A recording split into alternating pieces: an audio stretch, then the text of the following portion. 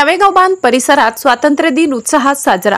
प्रभात फेरी, ध्वजारोहण व सांस्कृतिक कार्यक्रमांनी दुमदुमले वातावरण। तिरंग्याच्या छायेखाली नवा इतिहास घडवू, भारत मातेच्या प्रेमासाठी जीवन अर्पण करू। नवेगाव बांध येथे देशाचा 79वा स्वातंत्र्य दिन नवेगाव बांध परिसरात अत्यंत हर्षोल्लास व देशभक्तीच्या वातावरणात साजरा करण्यात आला।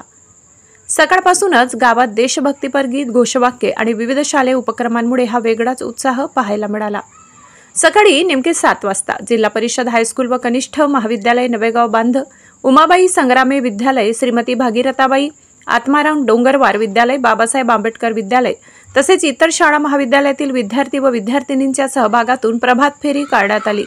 देशभक्तीपर गीत व गगनभेदी घोषवाक्यांनी वातावरण भारावून गेले होते। प्रभात फेरी दरम्यान विविध ठिकाणी ध्वजारोहण समारंभ पार पडले।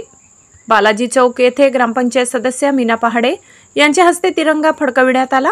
ग्रामपंचायत कार्यालयात सरपंच हिराबाई पंधरे यांच्या हस्ते ध्वजारोहण करण्यात आले। आझाद चौक येथे ग्रामपंचायत सदस्य सोनाली नाकाडे यांच्या हस्ते ध्वजारोहण पार पडले।